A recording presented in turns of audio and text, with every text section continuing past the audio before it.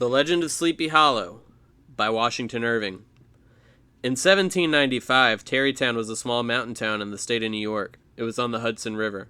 A small valley was 2 miles away. The valley was called Sleepy Hollow. The people who lived there were good workers. Sometimes they would sit down to rest. They would hear birds singing. Otherwise, the valley was almost silent. Some people believe that a German doctor bewitched the valley long ago. Others believe that an old Indian chief held powwows there. I don't know which story is true. I only know that strange things do happen in Sleepy Hollow. People have weird dreams. They see visions. They hear music in the air. Some of the people see shooting stars. Many people know about haunted houses. They are all very superstitious. The people of Sleepy Hollow tell many ghost stories. They believe the stories are true. The most famous story is about the apparition of a soldier. He was killed in the Revolutionary War. The soldier's head was cut off in a battle. His body was buried at the old churchyard, but his head was never buried. The people think that the ghost of the soldier still searches for his head every night. The ghost is called the Headless Horseman of Sleepy Hollow. A man named Ichabod Crane moved to Sleepy Hollow in 1795. Ichabod moved there from Connecticut. He was the new schoolmaster. Ichabod Crane was very tall and very, very thin. He had narrow shoulders and long arms and legs. His feet looked like shovels. His head was small and flat at the top. He had huge ears, large green glassy eyes, and a long nose. His clothes were always baggy. Really, he looked more like a scarecrow than a man. The school in Sleepy Hollow was small. It had only one room. The windows were covered with paper because the people were poor. They could not afford to buy window glass. The school was near a big hill. A small brook was close by. Ichabod wanted to be a good teacher, and he was very strict. If a student was late or did not study, Ichabod punished him. In the old days, teachers did not earn very much money. Sometimes they made only $1 a week. The teachers could not afford to buy or rent a house. Most teachers were single, so they lived with their students. Each student took the teacher to his home for 1 week. Then the teacher moved to another student's home for the next week. Teachers did not have many clothes. Ichabod tied all of his clothes in a large handkerchief. When he arrived at his home for the week, he worked on the farm. Sometimes he fixed fences or cut wood. Sometimes he took the horses to water or drove the cows from the pasture. Sometimes Ichabod played games with the older boys after school. On other days he took books outside to read. He loved to read ghost stories. He would read in the woods until almost dark. Then he would walk to the farm where he was staying. Ichabod believed in ghosts, and the ghost stories were very scary. He often thought he saw or heard ghosts in the woods. What he really saw were blinking fireflies, or he heard frogs croaking or owls screeching. He always arrived at the farm scared and late for supper. The only way he could keep from being scared was to sing to himself. When Ichabod thought he saw a ghost, he would start to sing. If he saw another ghost, he sang louder. The old farmers laughed about the teacher who was afraid of ghosts. In the old days, many people could not read. Girls wanted to marry a man who could read. They thought it was fun to flirt with Ichabod, because he loved to flirt with them. All the families enjoyed having Ichabod visit their home for the week. He told each family all the gossip from the other families. On long winter evenings, the women met to make quilts. They invited Ichabod to the meetings. Many times he would sit and read to the women while they worked. Sometimes he told interesting stories. Sometimes he just listened to the women. They told stories of ghosts or haunted houses or headless horsemen. The people in Sleepy Hollow retold the story of the Headless Horseman many times. Whenever he heard it, Ichabod would get very frightened. Then he would have to walk through the woods alone. He always kept his eyes open for ghosts. Sometimes a snow-covered bush looked like a ghost, or a leafless tree limb looked like a witch's fingers. The sound of his own steps scared him. He thought someone was following him.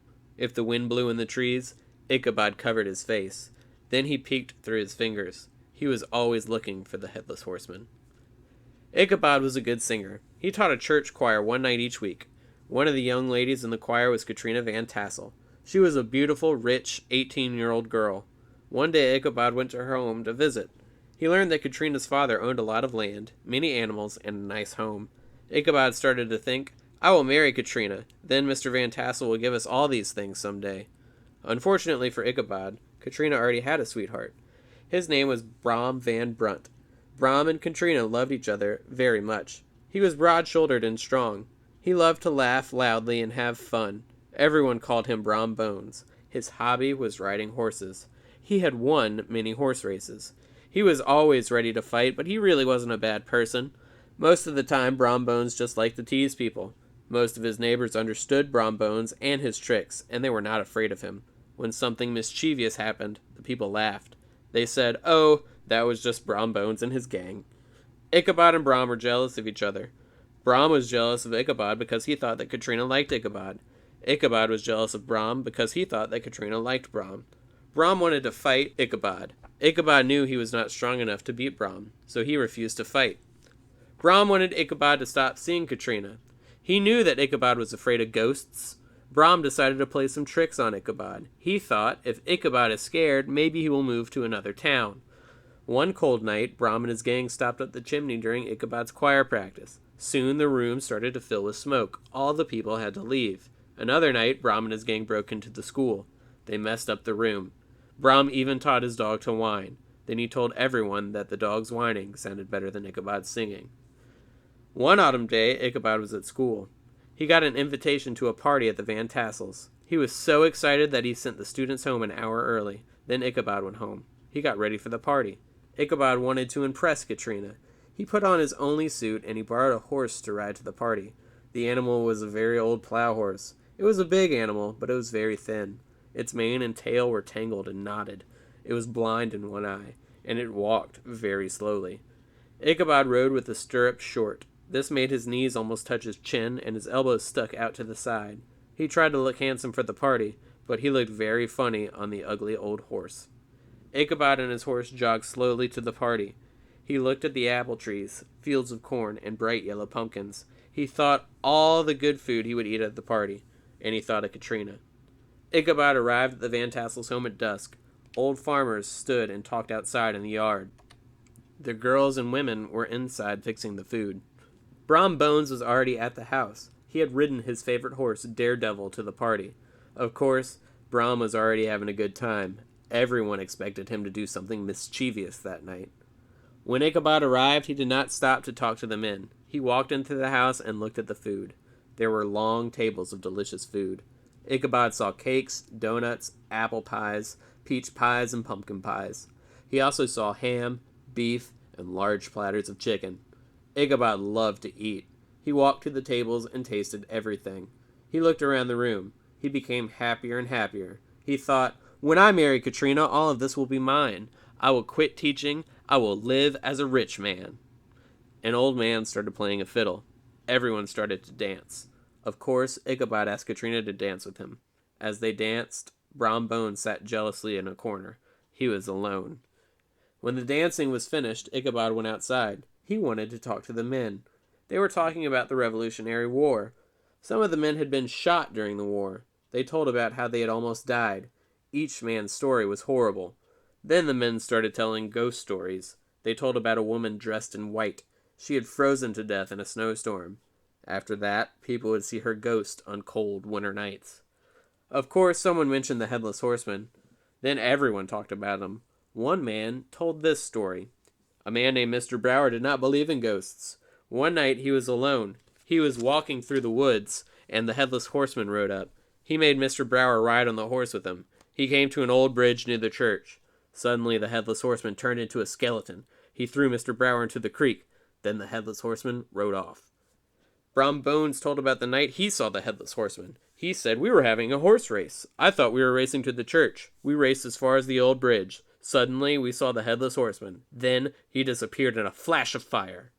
Soon, the party ended. Everyone except Ichabod went home. He wanted to ask Katrina to marry him. He was sure she would say yes. I don't know what happened, but Katrina and Ichabod talked a short time. When he left, his shoulders were sagging, and he was not smiling. He got on his horse and slowly rode away from the Van Tassel home. It was a dark, quiet night. Occasionally, Ichabod heard a dog bark or a cricket chirp. He felt very alone as he remembered the ghost stories. He was worried that he might see a ghost on his way home. He was approaching one of the haunted trees. He heard a little wind in the trees. He thought someone whistled to him. Ichabod started to whistle because he was afraid. Then he saw something white hanging from a tree. It was only the shape of the tree. Next, he thought he heard a loud groan. It was the sound of the wind in the trees again. Ichabod's teeth chattered and his knees shook. At last, he got past the tree safely. Next, Ichabod had to pass a haunted creek. As he got near the stream, his heart began to thump. He took a deep breath and kicked the old horse. The horse did not want to be kicked, so it did not go over the bridge. It ran into a fence. Ichabod became more and more afraid. Finally, the horse walked to the bridge and stopped. Ichabod saw something standing very still in the shadows. It looked like a monster. Ichabod's hair stood on end. What could he do? Ichabod knew he could not run faster than a ghost could fly. Finally, he asked in a weak voice, "Who are you?" The thing did not answer. Ichabod asked it again, "Who are you?" It still did not answer. It did not try to hurt Ichabod. It just walked near the road. Finally, Ichabod's horse started to run down the road. The other thing started to run also. Ichabod slowed down, and the thing slowed down too. Ichabod had never been so frightened. He tried to whistle again, but his mouth was too dry. No sound came out. Suddenly, the moon came out, and Ichabod could see better. The thing was the Headless Horseman! Ichabod saw the head on the horse's saddle, and he became even more frightened. He tried to make his horse run away, but the Headless Horseman ran with him. Ichabod's horse, Gunpowder, was afraid too. It made a wrong turn. It did not turn to go home. It turned into another haunted part of Sleepy Hollow. The horse was running as fast as it could when the saddle broke. Ichabod almost fell off. He grabbed the horse's neck and stayed on its back. The horse was headed toward the bridge near the church. Ichabod remembered the stories from the party. He felt relieved. Some people said the Headless Horseman always disappeared at that bridge. Finally, Ichabod's horse crossed the bridge. Ichabod looked behind him. This time, the Headless Horseman did not disappear. He crossed the bridge. He continued to follow Ichabod. Suddenly, the goblin stood up in his stirrups. He threw his head at Ichabod. The head hit Ichabod, and he fell off the horse. Gunpowder continued to run. So did the Headless Horseman and his black horse. The next morning, Gunpowder was outside the house. Ichabod didn't come down for breakfast. He did not go to work. Some men looked for him. They found his tracks and started to follow them. They found the saddle and footprints from 2 horses near the church. Then they found Ichabod's hat and a shattered pumpkin near it. They looked in the creek, but no one found Ichabod's body. Everyone talked about Ichabod's disappearance. They decided that the Headless Horseman had taken him. Brom Bones and Katrina Van Tassel got married a few weeks later. Brom never said anything about Ichabod's ghostly experience, but he always laughed when someone talked about the pumpkin. A few years later, an old farmer came to visit Sleepy Hollow. He said Ichabod Crane is not dead. He moved because he was afraid of goblins, and because Katrina had refused to marry him. He got another job teaching. Later, he became a lawyer. He wrote stories for newspapers, and finally became a judge. The people of Sleepy Hollow did not believe him. They chose to believe that Ichabod was carried away by a ghost. Even today, they continue to tell the story of the teacher who was captured by the Headless Horseman.